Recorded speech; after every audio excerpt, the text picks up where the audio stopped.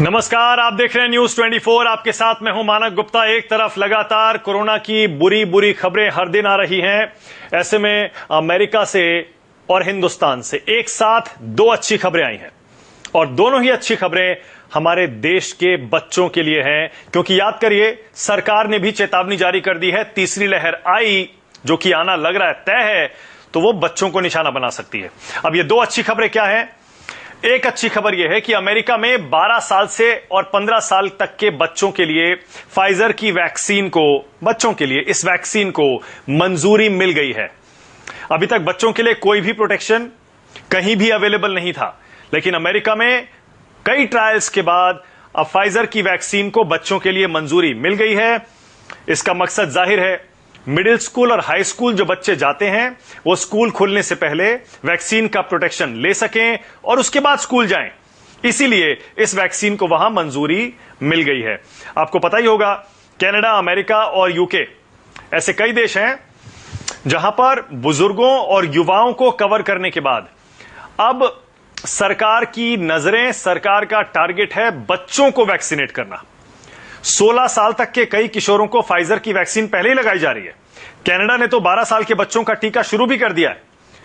और जैसे मैंने बताया, हिंदुस्तान में जब चेतावनी आ गई है कि अगला टारगेट यानी तीसरी लहर का टारगेट बच्चे हो सकते हैं, ऐसे में यह अच्छी खबर है कि अमेरिका में बच्चों की वैक्सीन को मंजूरी मिल गई है और अब हो सकता है कि जल्दी ही वो वैक्सीन भी हिंदुस्तान आ सके। लेकिन दूसरी खबर हिंदुस्तान के अंदर से ही आई है और वो ये है कि हिंदुस्तान में भी एक वैक्सीन को लेकर ट्रायल शुरू हो गया है।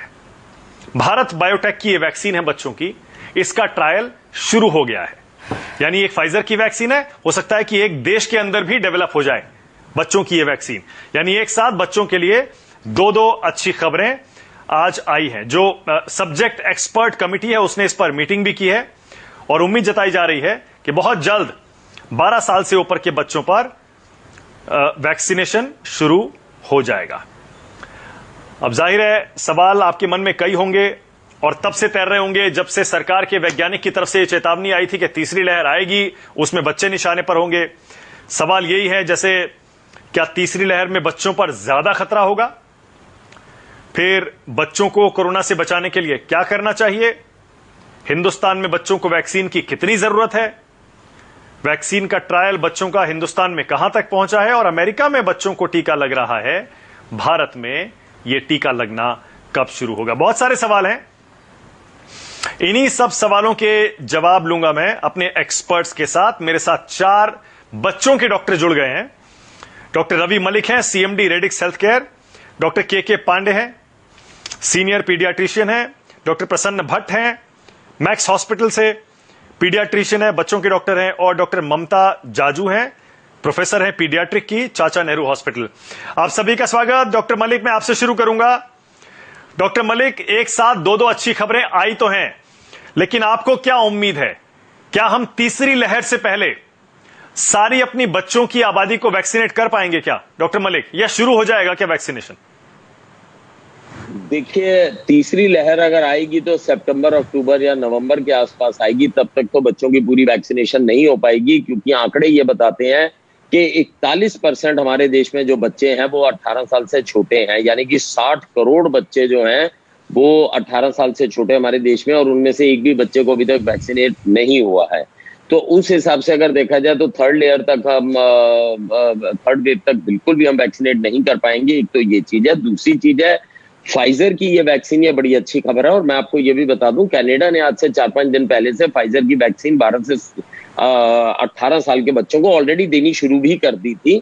और ये वैक्सीन जो है यूएस में भी अब शुरू हो गई है। और अब फाइजर हम लोगों को कितनी दे पाता है, इसका एक ही विकल्प हमारे पास में है। जो हमारी प्रेजेंट करंट वैक्सीन है उनके फटाफट बच्चों के ऊपर ट्रायल हो जाए। कोवैक्सीन का ट्रायल को शायद अप्रूवल भी मिल गई है, तो ये ट्रायल्स फटाफट शुरू हो जाने चाहिए ताकि हमारी इंडिजिनस वैक्सीन हमारे को मिल जाए। और जो भी कोई बच्चों की वैक्सीन हमें बाहर से इंपोर्ट हो जाए, हमें कर लेनी चाहिए, क्योंकि बच्चों की वैक्सीनेशन जो है बेस्ट इन्वेस्टमेंट रहेगी गवर्नमेंट के लिए।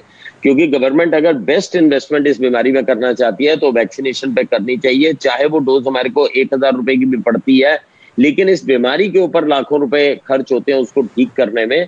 तो मुझे लगता है कि वैक्सीनेशन की डोजेस बच्चों के लिए बहुत आवश्यक है। और थर्ड वेव डॉक्टर मलिक, आपकी आवाज नहीं आ रही है मुझे। डॉक्टर मलिक, एक सेकंड रुकिएगा, आपकी आवाज मुझ तक नहीं पहुंच रही है। डॉक्टर पांडे के पास जा रहा हूं। ये भी डॉक्टर पांडे, ये कब तक वैक्सीन हिंदुस्तान में बच्चों की अवेलेबल हो जाएगी? आपका असेसमेंट क्या कहता है डॉक्टर पांडे? तो मैं ये बताना चाह रहा था, जो बड़ी एक इंपॉर्टेंट चीज है वो ये है कि ये वैक्सीन अगर हमारे को इंपोर्ट करके मिलने लग जाए, ये बेस्ट इन्वेस्टमेंट रहेगी। और थर्ड वेव में ये भी आशंका दिखाई जा रही है कि जो ये वेव है ये शायद बच्चों को ज्यादा एनगल्फ करने की कोशिश करे। तो अगर वायरस ने बच्चों की तरफ रुख कर लिया, जो कि लगभग 59 से 60 करोड़ है हमारे देश में, तो यहाँ पर काफी ज्यादा समस्या आ जाएगी। तो बच्चों को प्रोटेक्ट करना करो। बहुत जरूरी है, चाहे वो हम इंडिजिनस वैक्सीन से करें, चाहे वो इंपोर्ट करा के करें, लेकिन बच्चों की प्रोटेक्शन बहुत जरूरी है थर्ड वेव के आने से। दूसरा, मानक जी, ये भी बताना चाहूंगा, जो प्रेजेंट हमारे चल रहा है, जो 16 लाख 18 लाख हम रोज की वैक्सीन दे रहे हैं, इस स्पीड से शायद हम वैक्सीनेशन की पूर्ति नहीं कर पाएंगे, क्योंकि हमारा देश बहुत बड़ा है। हमने 17 करोड़ 27 लाख लोगों को अभी तक वैक्सीन दे दिया, जो कि एक बहुत बड़ा आंकड़ा है। अगर यूके की बात करें तो हमने घुमा के यूके की पॉपुलेशन को 3 बार वैक्सीनेट कर दिया। उनकी पॉपुलेशन सिर्फ 6 से 7 करोड़ है, लेकिन हमारे देश में इतने छोटे नंबर से नहीं होगा। हमारे को इसकी स्पीड बढ़ानी पड़ेगी, कम से कम 1 से 1.5 करोड़ वैक्सीन जब तक हम रोज नहीं करेंगे, तो मुझे नहीं लगता कि थर्ड वेव से हम लोग अपना बचाव कर पाएंगे।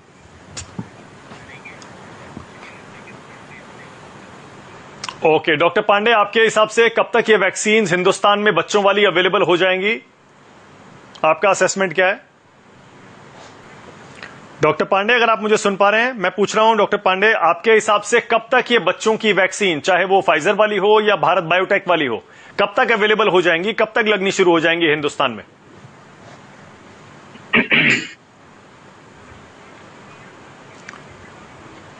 ओके, डॉक्टर मलिक, आप ही के पास वापस आ रहा हूं। डॉक्टर मलिक, एक और सवाल है मेरा, जरा मेरे दर्शकों के लिए यह भी समझा दीजिए। बहुत सारे दर्शकों के मन में सवाल यह है, जो एडल्ट्स को वैक्सीन अभी इस समय लग रही है, क्या बच्चों की वैक्सीन वही होती है या थोड़ी अलग होती है? डॉक्टर मलिक, देखिए, बच्चों की वैक्सीन बिल्कुल वही होती है जो एडल्ट्स में लगती है। केवल ऐसा जरूर होता है कि जो छोटे बच्चे हैं शायद उनकी डोज थोड़ी सी कम हो जाती है, लेकिन आमतौर पे सेम वैक्सीन होती है। अगर हम किसी भी वैक्सीन की बात करें, जैसे चिकन पॉक्स है, MMR है, मीजल्स है, इनमें बच्चों और बड़ों की डोज सेम रहती है, कोई फर्क नहीं होता डोज में, तो डोज सेम रहती है। साइड इफेक्ट भी लगभग सेम रहते हैं। और जहां तक बच्चों की मैं बात बताऊं, हमारा जो सिस्टम है बच्चों का, वो बहुत अच्छे से कारगर है। हमारा डिस्ट्रीब्यूशन सिस्टम बड़ा जबरदस्त है। हम पिछले 50 साल से यूनिवर्सल प्रोग्राम ऑफ इम्यूनाइजेशन कर रहे हैं, और हमने पोलियो को भी अपने देश से इरेडिकेट किया, just only by giving strong vaccination drive. जो हमारी जो पोलियो की स्ट्रॉन्ग वैक्सीनेशन ड्राइव थी, जिसमें कि हमने घर घर में जाके वैक्सीनेट किया है, उसकी वजह से हमने इरेडिकेट कर दिया। हमारे को सिर्फ वैक्सीन मिलनी चाहिए, उसके बाद हमें कोई दिक्कत नहीं है। हमारा जो डिस्ट्रीब्यूशन चैनल्स है वो भी इन प्लेस है, और जो देने के लिए डॉक्टर्स, हॉस्पिटल्स हैं, वो सब सक्षम है। सिर्फ हमारे को वैक्सीन की उपलब्धता पूरी होनी चाहिए।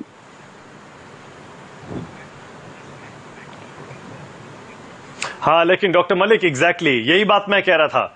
डॉक्टर मलिक, आपने कहा थर्ड वेव अगर आती है देश में तो सितंबर अक्टूबर तक आएगी।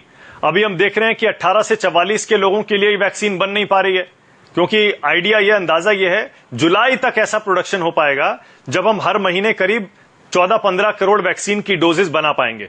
तब तक तो हम एडल्ट्स को ही वैक्सीन पूरी नहीं दे पा रहे हैं। इसका मतलब बच्चों के लिए वैक्सीन बन जरूर रही हो, अप्रूव जरूर हो रही हो, ट्रायल जरूर हो रहा हो, अभी नहीं मिलने वाली है साल के एंड से पहले। देखिए, इसमें ऐसा भी कुछ नहीं है।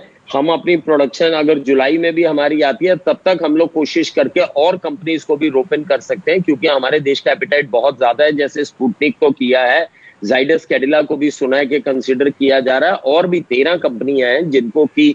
तो सरकार को जहां जहां से जो वैक्सीन मिले लेके जुलाई तक पूर्ति करनी चाहिए। जुलाई के बाद तो हमारी अपनी इंडिजिनस प्रोडक्शन बहुत ज्यादा हो जाएगी, जिससे कि दिक्कत नहीं आएगी। मानक जी, यहाँ पर मेन हमारा मुद्दा यह है कि हर्ड इम्यूनिटी जितनी जल्दी बढ़ जाए और जितनी सक्षम और शक्तिशाली हो जाएगी, उतना ही हमारा इस बीमारी से पिंड छूटेगा, नहीं तो छूटेगा नहीं। जितने भी पेंडेमिक्स हैं, इनकी इनहेरेंट प्रॉपर्टी होती है कि ये वेव्स में आते जाते हैं जब तक हर्ड इम्यूनिटी नहीं बढ़ती है। तो हर्ड इम्यूनिटी बढ़ानी जरूरी है, और तत्परता के साथ हर मिनट के हिसाब से हमारे को Okay. कोशिश करनी है कि मैक्सिमम वैक्सीन लग जाए। ठीक है,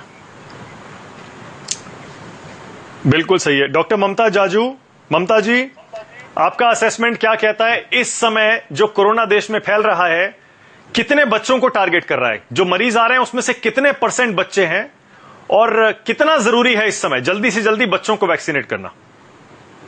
देखिए, ये जो सेकेंड वेव आई है इसमें डेफिनेटली बच्चे बहुत ज़्यादा अफेक्टेड हैं। भले माइल्ड टू मॉडरेट सिम्टम्स हैं, बहुत सीवियरिटी नहीं है कई सारे बच्चों में, लेकिन बच्चों में अफेक्टेड ज़्यादा है क्योंकि कम्युनिटी स्प्रेड है। ओवरऑल बहुत ज़्यादा नंबर आ रहा है। तो आप हमारे पास अगर 10-15 बच्चे डेली एडमिट होते हैं और उसमें से कम 5-6 बच्चे डेली पॉजिटिव आ रहे हैं, तो अराउंड जो हम एडमिशन रेट जो होता है उसमें 20 to 30% पॉजिटिविटी आ रही है। लेकिन सिकनेस अगर आप देखे जाए कि सीवियरिटी ऑफ सिकनेस बहुत ज़्यादा नहीं है, जब तक कि बच्चों में कुछ एसोसिएटेड मॉर्बिडिटी ना हो, कि बच्चों में अगर साथ में कोई किडनी में डिसीज है, हार्ट में डिसीज है या कैंसर है या कोई और बीमारी, ओबेसिटी है, अगर कोई एसोसिएटेड डिसीज है तो बहुत ज़्यादा सीवियर है। न्यूबॉर्न बेबीज में अगर वो प्री टर्म है या ऑलरेडी उनमें निमोनिया है तो उसके रहते हुए उनमें सीवियरिटी ज़्यादा देखी गई है, अदरवाइज सीवियरिटी बहुत नहीं है। जो भी बच्चे आ रहे हैं वो सर्दी, खांसी, common loose motions, diarrhoea, vomiting, सादी प्रॉब्लम से आ रहे हैं। उसमें ऐसा कहीं स्पेशल फीचर नहीं है कि कोविड है, लेकिन टेस्टिंग करने पे वो पॉजिटिव पाए जा रहे हैं। ओके, इसलिए डेफिनेटली ज़्यादा है और वैक्सीन मिलने से जैसा कि सर ने भी बताया अभी, डॉक्टर रवि, जो टोटल पेशेंट्स आ रहे हैं ममता जी, जो टोटल पेशेंट्स आ रहे हैं उनमें से कितना % है बच्चों का? मैं तो हमारा क्योंकि पीडियाट्रिक हॉस्पिटल है, मैं पीडियाट्रिक हॉस्पिटल की बात कर सकती हूँ कि जो पीडियाट्रिक पेशेंट हमारे पास आ रहा है उसमें से हम अगर 100 बच्चे देखते हैं तो उसमें से 20 से 30 बच्चे पॉजिटिव आ रहे हैं। डेफिनेटली ये पॉजिटिविटी बहुत हाई है बच्चों में, जो पिछला वेव था उससे कंपैरिजन में काफी बच्चों में हाई है ये। Okay, doctor Pandey.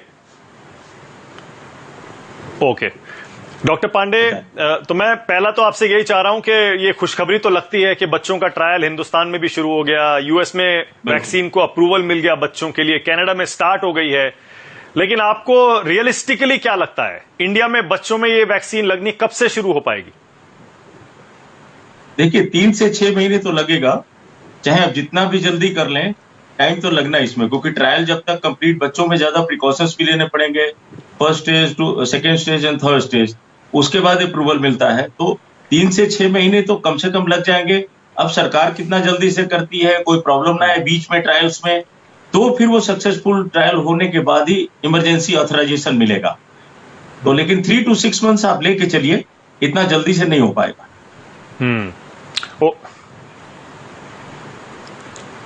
ओके, तो अगर ये 3 से 6 महीना सारे परिवारों को, हर एक घर में जहां जहां बच्चे हैं हिंदुस्तान में, उन सबको अपने बच्चों को बचाना है डॉक्टर पांडे, तो क्या करें फिर जब तक वैक्सीन नहीं आती? बिल्कुल, बहुत आसान है। पहली चीज, बच्चों को खेलने न भेजें।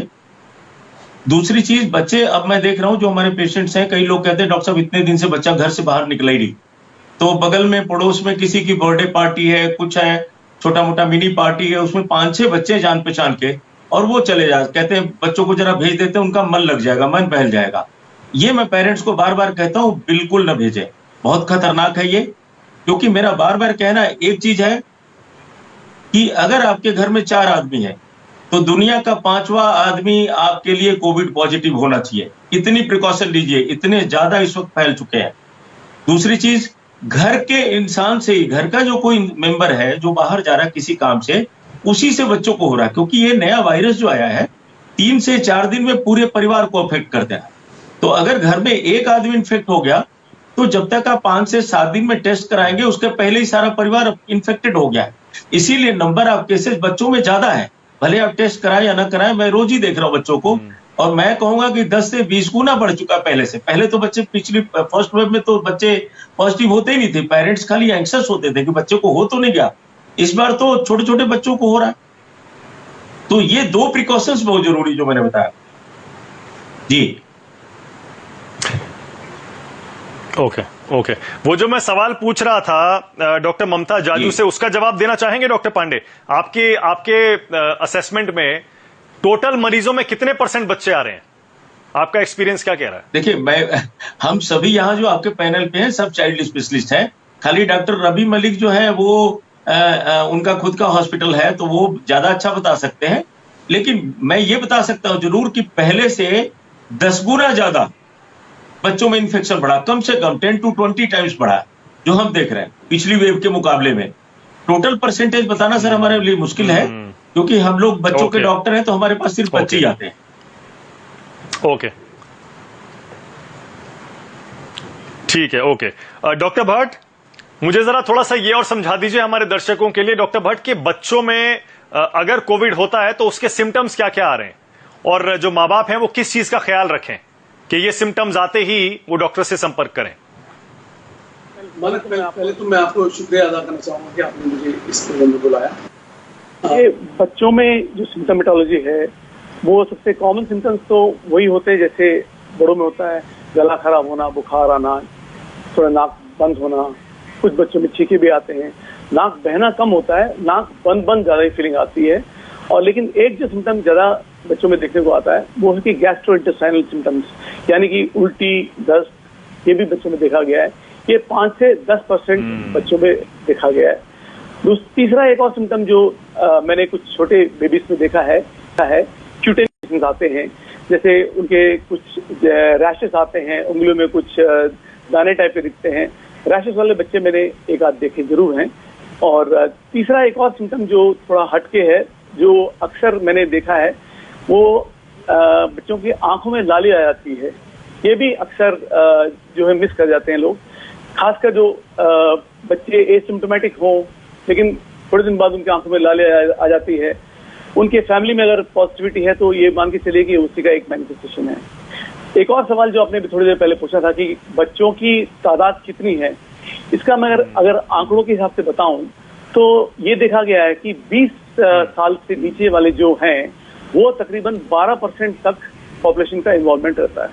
ये स्टैटिस्टिक्स कोट कर रहा हूं मैं, बट जैसे डॉक्टर पांडे ने बताया, हम चारों जो हैं बैठे हैं, हम बच्चों के डॉक्टर होने के नाते हमारा एक्सपीरियंस टोटली बच्चों का एक है, बट आंकड़ों के हिसाब से 12% 20 साल के नीचे वाले इन्वॉल्व होते हैं। अब जहां तक बचाव का सवाल है, वो जैसे डॉक्टर पांडे ने बताया वो एक बात है। तो जो स्टैंडर्ड है अपने सोशल डिस्टेंसिंग और मास्क और सैनिटाइजेशन, ये अपने बच्चों को भी हमको सिखाना है। खासकर जो बड़े बच्चे हैं, उनको जिनको समझ में आती है बात, उनको तो हम जरूर इनकलकेट कर सकते हैं कि वो इसको अपनाएं। एक और चीज मैं यहाँ पर जो बताना चाहूंगा, वो अक्सर हमने देखा है मेरे सारे पैनलिस्ट भी। डॉक्टर भट्ट, एक चीज और बताइएगा। हाँ बोलिए, पहले आप बोलिए। हाँ, बाकी पैनलिस्ट भी मेरे से सहमत होंगे। अक्सर ये देखा गया है कि एक फैमिली के अंदर जब ये बीमारी शुरू होती है, पहले एक एडल्ट को होगा, उसको बुखार आएगा, गला खराब होगा, 1-2 दिन बाद उनको डाउट लगेगा, फिर वो टेस्ट कराने जाएंगे। जैसे उन्हें वो टेस्ट कराते हैं, पॉजिटिव होते हैं, पहला काम क्या करते हैं, वो बच्चे को नानी के घर भेजते हैं। ये सबसे गलत बात है, क्योंकि जैसे आप नानी के घर भेजेंगे उस वक्त तो बच्चा सिम्टोमेटिक नहीं है, पर नानी के यहाँ जाते ही वो उसके 2-4 दिन के अंदर जो बूढ़े नाना नानी होंगे उनको वो बच्चा वायरस ट्रांसमिट कर देगा और उस घर में भी वो बीमारी फैल जाएगी। तो इस बात का हमको खास तवज्जो रखना है और इसके बारे में सब फैमिलीज को जैसे ही आपसे वो संपर्क में आते हैं, ये बात समझाना है कि एक 4 दीवारी के अंदर वो बीमारी आ गई है तो आप जरूर कोशिश करें कि वो एक से दूसरे को संक्रमण ना हो, लेकिन घर से बाहर किसी दूसरे घर में एक इंसान को जाके रहना वो गलत बात है। बिल्कुल ठीक है। डॉक्टर मलिक, जैसे बड़े लोगों में, एडल्ट्स में वैक्सीन लगवाने के बाद कुछ साइड इफेक्ट्स आते हैं, क्या बच्चों में भी उस तरह के साइड इफेक्ट्स आ सकते हैं क्या? बिल्कुल उसी तरह के, बिल्कुल सेम सिचुएशन बनती है क्या? तो मैं अभी तक तो एक भी वैक्सीन विश्व भर में कहीं नहीं दिया, अब देनी शुरू करेंगे तो पता चलेगा साइड इफेक्ट्स का। लेकिन ये बता दूं, जनरली बच्चों और बड़ों के साइड इफेक्ट्स ऑलमोस्ट सेम होते हैं। ये वैक्सीन बड़ी ही सिंपल वैक्सीन है। हम लोगों ने इधर, मैंने अपने सेंटर में हजारों वैक्सीन दी हैं। इसके अंदर ज्यादा से ज्यादा 70% में तो कोई भी साइड इफेक्ट नहीं होता। 30% के अंदर हल्का सा फीवर आना, बॉडी एक्स होना, हेडेक होना, ये सब थोड़े से सिम्टम्स हो सकते हैं। और जनरली जो इंजेक्शन की साइट है उस पर हल्की सी स्वेलिंग, पेन या टेंडरनेस या रेडनेस आ सकती है, और कोई साइड इफेक्ट नहीं होते हैं। ये बड़ी सेफ वैक्सीन है। हमने 17 करोड़ 27 लाख वैक्सीन अभी दे दी हैं लास्ट 24 घंटों को छोड़ के, तो इतनी वैक्सीन के अंदर एक भी मृत्यु ऐसी नहीं हुई है जिसको कि हम डायरेक्टली कोरिलेट कर सकें इस वैक्सीन के साथ में। मैं डिस्कशन को बड़े ध्यान से सुन रहा था, 2-3 चीजें मानक जी और मैं बताना चाहूंगा। नंबर 1, बच्चों के आंकड़ों की बात। जो पहली वेव आई थी उसके मैं आंकड़े बताता हूं, उसके सारे आंकड़े हमारे सामने आ गए हैं। अमेरिका के अंदर 18 साल से छोटे बच्चों को केवल 2% इन्फेक्ट हुए थे। इटली और स्वीडन में 1.9% अफेक्ट हुए थे, जो कि 18 साल से छोटे हैं, और कोविड के पूरे शेयर में से इन्होंने केवल 2% का शेयर लिया था। हमारे हिंदुस्तान में भी कुछ ऐसी बात थी। अभी जो सेकंड वेव के आंकड़े हैं वो भी आने बाकी हैं, लेकिन सेकंड वेव के जो हिंदुस्तान के आंकड़े आए हैं वो ये आए हैं कि 10 साल से छोटे बच्चे 4% के प्रति के लगभग जो है प्रभावित हुए हैं, यानी कि पिछली वेव से 3-4 गुना ज्यादा जो है बच्चे प्रभावित हो रहे हैं। क्योंकि मैं कोविड का अस्पताल चलाता हूं तो इसमें 2-3 चीजें और बताना चाहूंगा। बच्चों के जो सिम्टम्स हैं वो जनरली जो होते हैं माइल्ड होते हैं, 90% एसिम्प्टोमेटिक रहते हैं या माइल्डली सिम्प्टोमेटिक रहते हैं या बिल्कुल ही उनको सिम्टम्स नहीं होते हैं।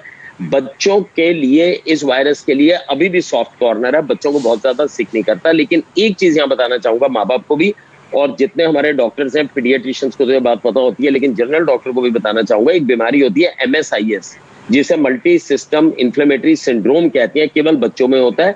पिछली बार वेव आई थी, 300-400 बच्चों में यह डायग्नोज हुआ था अमेरिका में। इस वेव में भी हमें खास ध्यान रखना है, जो भी बच्चा कोविड से, ये केवल बच्चों में होता है, बड़ों में नहीं होता, जो भी बच्चा कोविड से रिकवर कर रहा है वो सडनली उसके शरीर पे रैशेज आ जाएंगे, आंखों में लालिमा आ जाएगी, मुंह के अंदर स्वेलिंग आ जाएगी और लालिमा आ जाएगी। ये कावासाकी डिजीज की तरह प्रेजेंट करता है। इसको अगर हमने समय रहते पकड़ लिया तो इससे कोई नुकसान नहीं होता। हम बच्चे को तुरंत आईसीयू में एडमिट करते हैं, मिथाइल प्रेडनिसोलोन और कई सारी दवाइयां देते हैं, बच्चा ठीक हो जाता है। लेकिन अगर हम इसको पहचानेंगे नहीं या माँ बाप इसको इग्नोर कर देंगे या डॉक्टर की पहचान में नहीं आया तो ये बढ़ के जानलेवा भी हो सकती है। तो बच्चों के अंदर ये खास चीज है जो कि वो नहीं है। एक और चीज बताना चाहूंगा, माँ बाप के अक्सर दिमाग में आता है डॉक्टर साहब इसका जुकाम तो बहता ही रहता है, इसे फ्लू तो होता ही रहता है। हमें फ्लू और कोविड के अंदर भी थोड़ा डिफरेंशिएशन पता होनी चाहिए।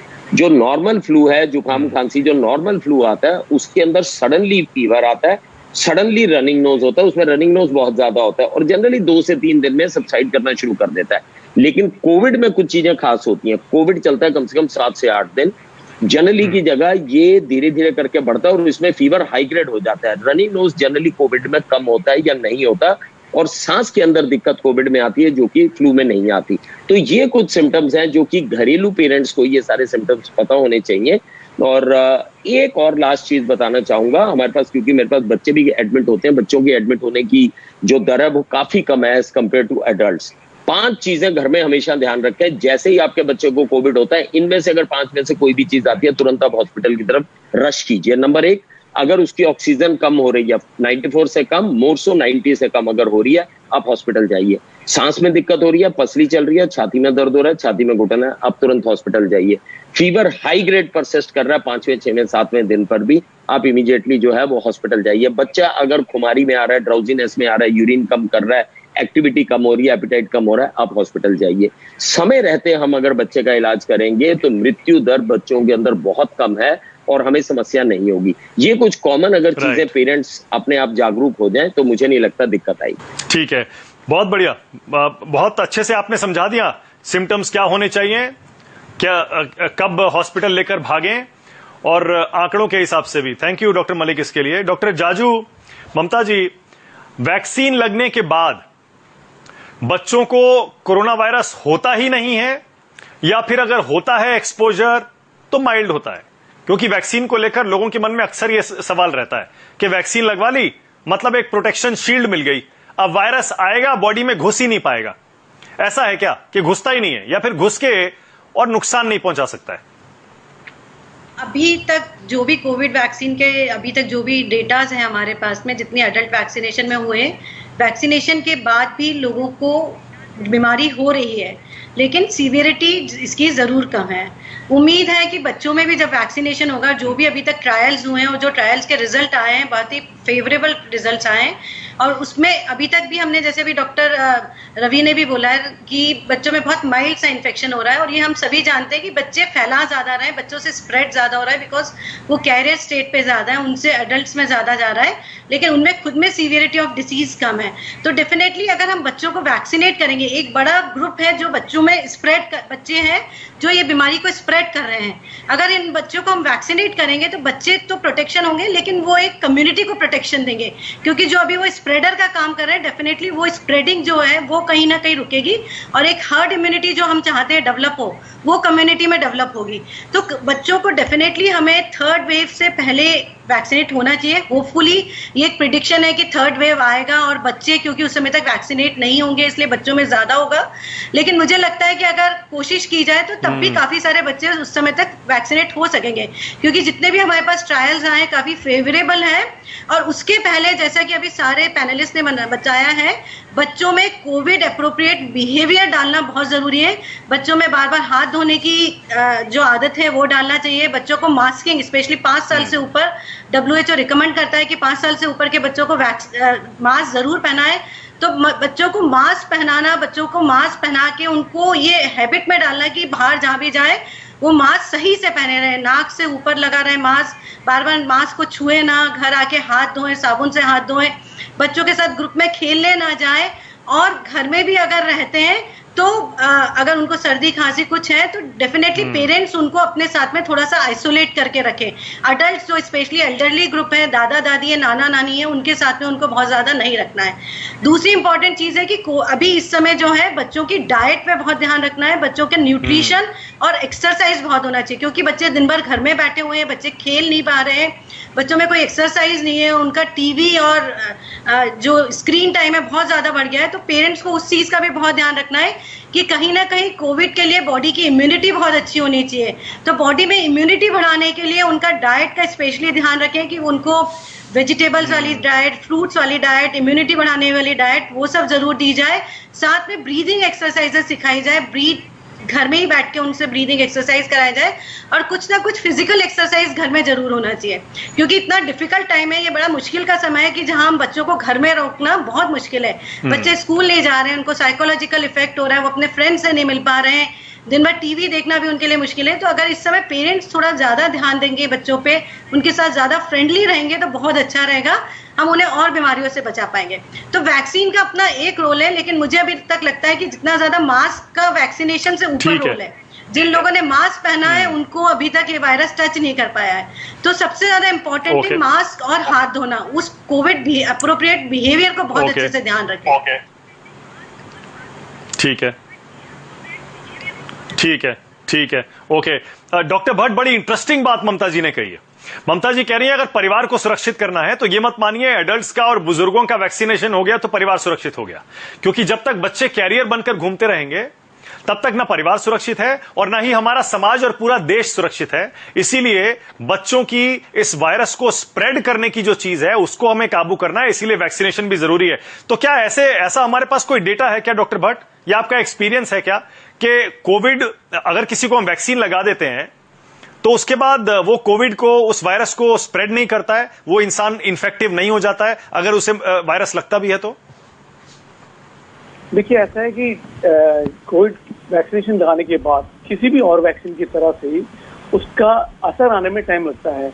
और यहाँ पर हम उस वैक्सीन के बारे में बात कर रहे हैं जिसके 2 डोज लगते हैं। हिंदुस्तान में जो 2 वैक्सीन अवेलेबल हैं उन दोनों के 2 डोज लगते हैं, और पहले डोज जब भी कोई एक डोज दिया जाता है उसके 14 दिन के बाद ही एंटीबॉडीज बनने शुरू होते हैं। ये देखा गया है कि जब दूसरे डोज के 2 हफ्ते हो जाते हैं उसके बाद ही एक अप्रोप्रिएट लेवल ऑफ एंटीबॉडी बनता है। ठीक है, तो जब एंटीबॉडीज बनते हैं तभी वो इंसान सक्षम होता है कि वो उस बीमारी से लड़ने के लिए तैयार हो। लेकिन एक बात जो हमको समझना है कि ये कोरोना वायरस जो है, ये बीमारी आप प्रिवेंट नहीं कर सकते अगर आप वैक्सीन लगा लें। वायरस तो आपके शरीर में घुस सकता है। एक जो चीज ये वैक्सीन प्रॉमिस करता है वो ये है कि इससे सीरियस डिजीज होके हॉस्पिटलाइज होना, आईसीयू में भर्ती होना, इस तरह की जो इसके चांसेस कम कर देता है ये वैक्सीन।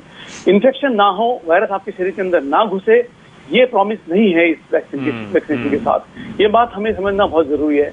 अक्सर लोग ये सोचते हैं कि हमने वैक्सीन लगवा लिया है, ठीक है, अब हमको मास्क भी पहनने की जरूरत नहीं है, अब हम जाके बाहर मार्केट में घूमें और मस्ती करें। ये बिल्कुल गलत धारणा है। इनफैक्ट हम अक्सर पेरेंट्स से बात करते हैं, उनकी तरफ जब उनसे बात करते हैं तो ये देखते हैं कि वो थोड़ा सा मन में बहुत काफी हल्का फील करते हैं और वो कहते हैं बारी बारी कि मुझे तो वैक्सीन लगा हुआ है।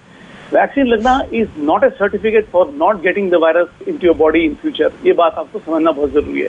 It only make sure that उसमें भी ये है कि chances are minimum that you will get admitted into a hospital and become serious. Right लेकिन और वो इन्फेक्टिविटी वाली बात, अगर मान लीजिए आपको वैक्सीन लगी हुई है, मैं बच्चों की बात कर रहा हूं, बड़ों को भी इंक्लूड कर लीजिए उसमें। आप कह रहे हैं वायरस तो घुस सकता है, ठीक है, घुस गया और सिम्टम्स जो है वो भी माइल्ड रहे वैक्सीन की वजह से, पर क्या आप स्प्रेड कर सकते हैं क्या वैक्सीन लगने के बाद भी?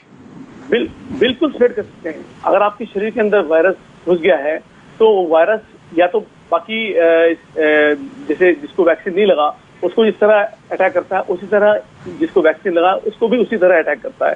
कहने का मतलब है कि वो इंसान अपने कॉन्टैक्ट को उस वायरस को स्प्रेड कर सकता है। ये बात हमें समझना है। मतलब वैक्सीनेशन लगाना does not prevent you from wearing mask. Mask आपको पहनना पड़ेगा, सोशल डिस्टेंसिंग मेंटेन करना पड़ेगा और सैनिटाइजेशन करना ही पड़ेगा, क्योंकि ये लेकिन डॉक्टर पांडे क्लोजिंग कमेंट आपसे ले रहा हूं।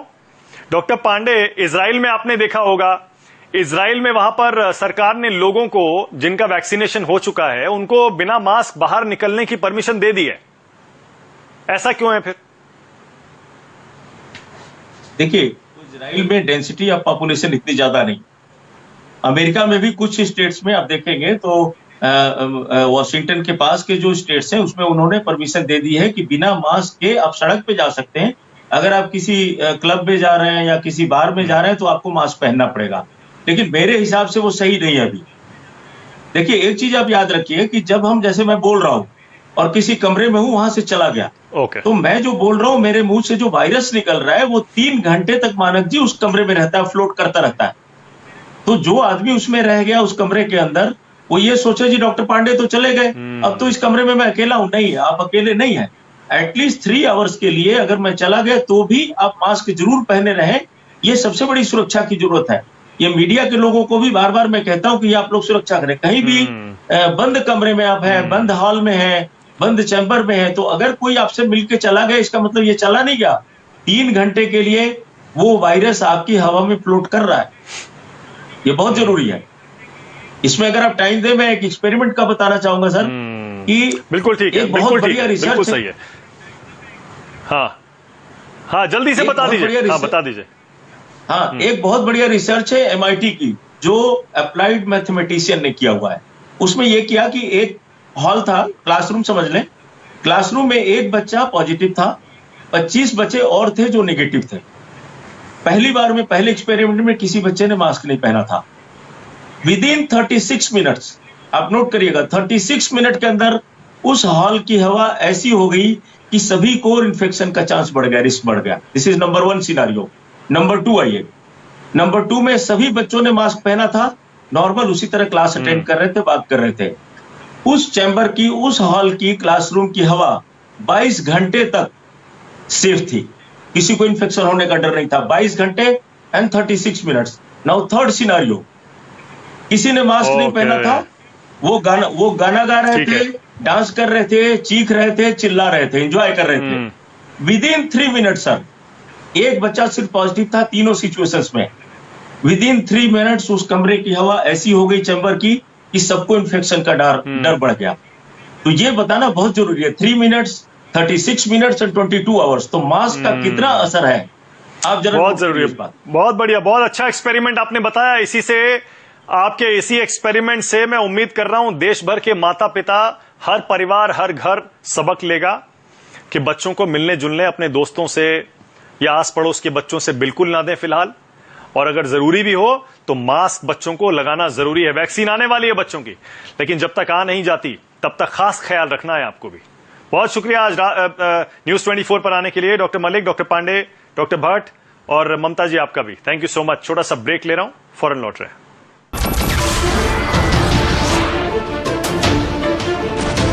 नमस्कार, मैं हूं मानक गुप्ता। अगर आपको हमारा ये वीडियो पसंद आया हो तो इसे लाइक और शेयर जरूर करें, और हां, हमें सब्सक्राइब और फॉलो करना ना भूलें ताकि आप देश और दुनिया की कोई खबर मिस ना करें। तो जुड़े रहिए हमारे साथ और देखते रहिए News 24।